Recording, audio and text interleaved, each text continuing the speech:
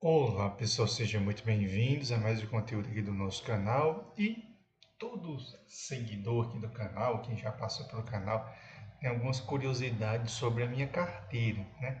E vou estar revelando hoje um fundo imobiliário que eu tenho na minha carteira. Eu não mostro muito a minha carteira, porque senão vocês não vão começar a estudar, vocês vão começar a querer copiar a carteira.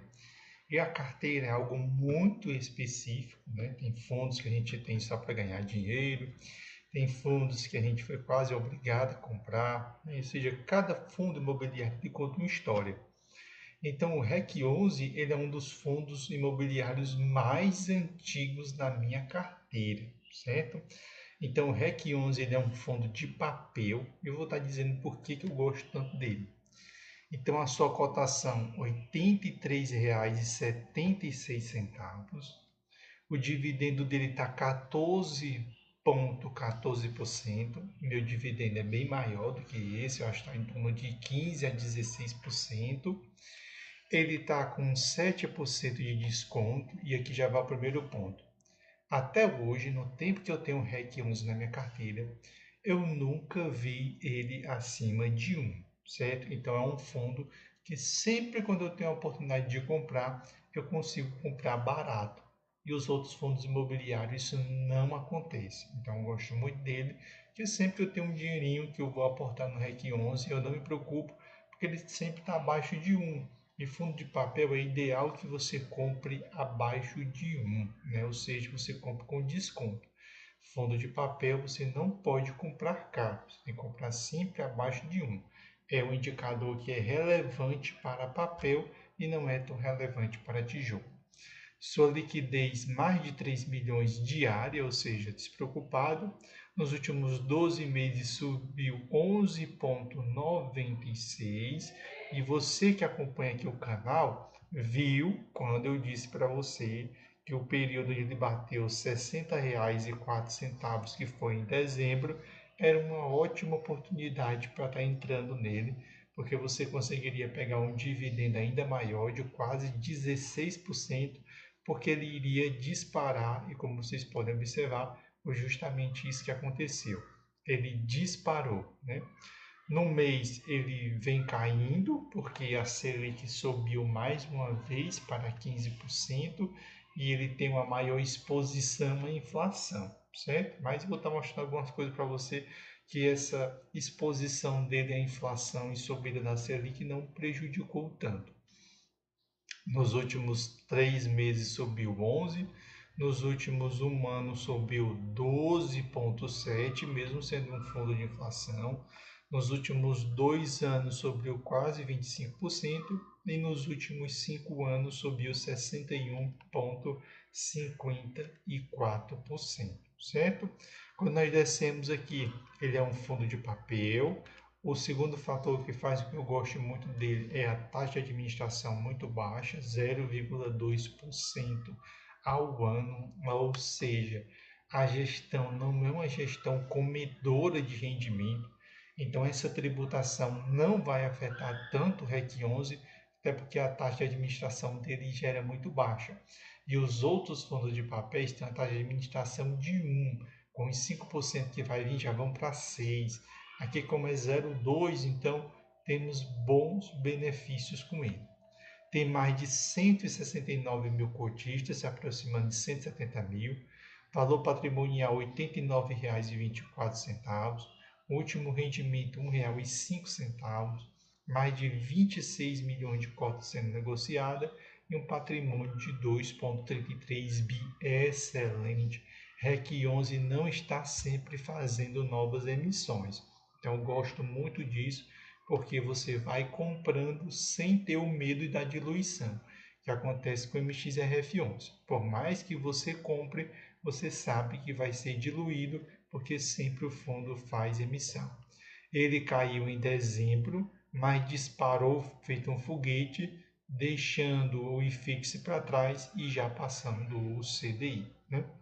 Descendo aqui embaixo, a gente consegue ver que o dividendo atual está 14,14%, mas já foi bem maior, ou seja, quase 18,51, certo? E para você como eu, que comprou cotas dele até o dia 6 de junho, no dia 13 do 6 você recebeu R$ 1,05. Outro ponto que eu também gosto dele, se você observar, quando comparado com o ano passado, ele paga mais. Então isso é muito importante. Por quê? Geralmente isso acontece com fundo de tijolos. Fundo de tijolos, no ano seguinte, geralmente ele paga mais do que o ano passado por causa do reajuste dos aluguéis. Já o fundo de papel, isso não acontece tanto. Mas olha o que acontece com o REC 11. No mês de janeiro de 2024 foram 75 centavos, no mês de janeiro desse ano R$ 1,03. Fevereiro 81 centavos, esse ano R$ 1,02. Março 88 centavos, março 94. Abril 94 centavos, esse ano R$ 1,15.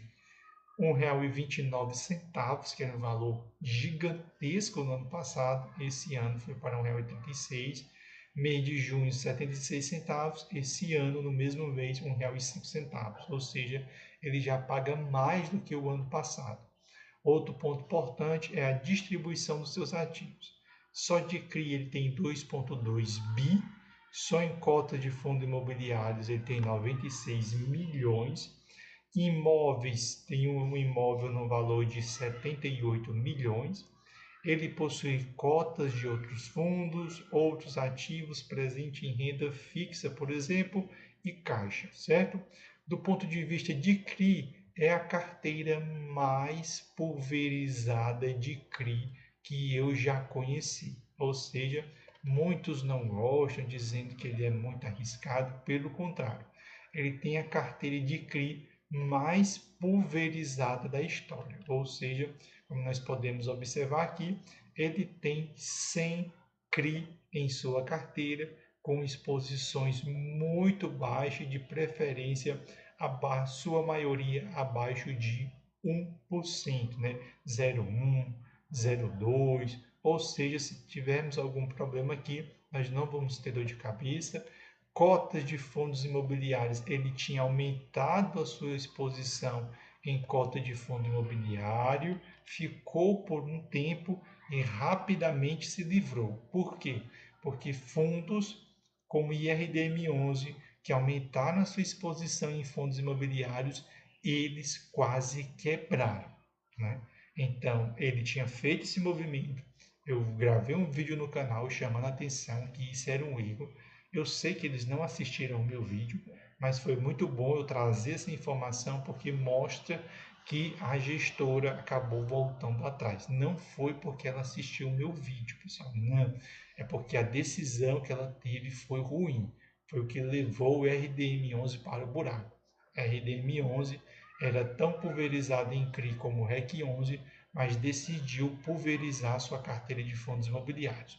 Botou HCTRD na carteira, botou DEVA11, esses fundos, Tordesilha, ou seja, quando esses fundos entraram em crise, arrastaram o RDM11 junto e ele não conseguiu sair até hoje.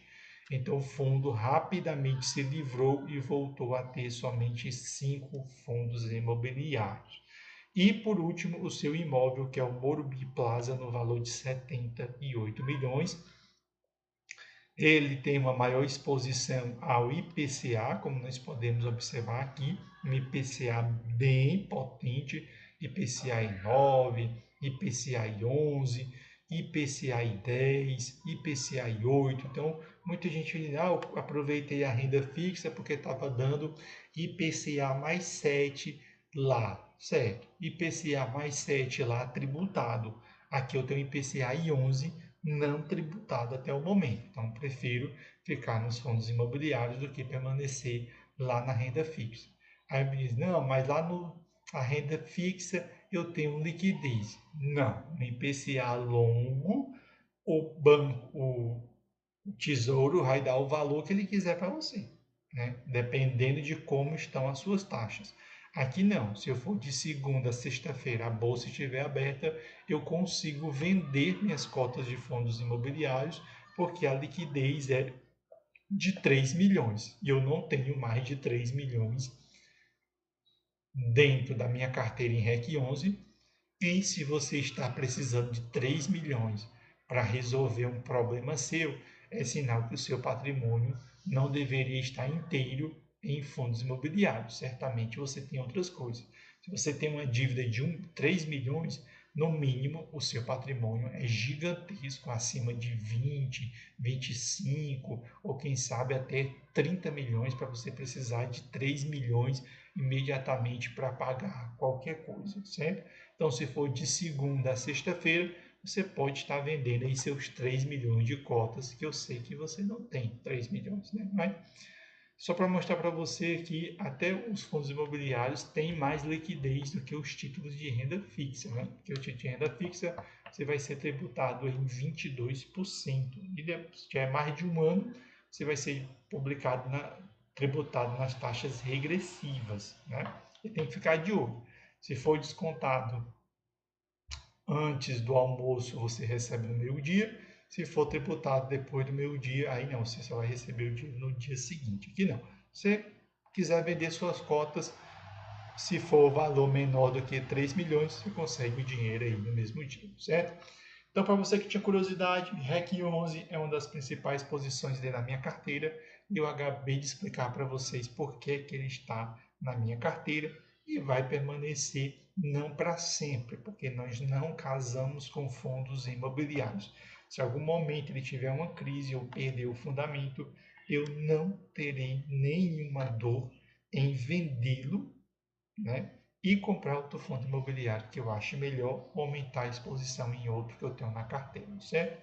Então, valeu, espero que vocês tenham gostado do conteúdo aqui do canal e até o próximo.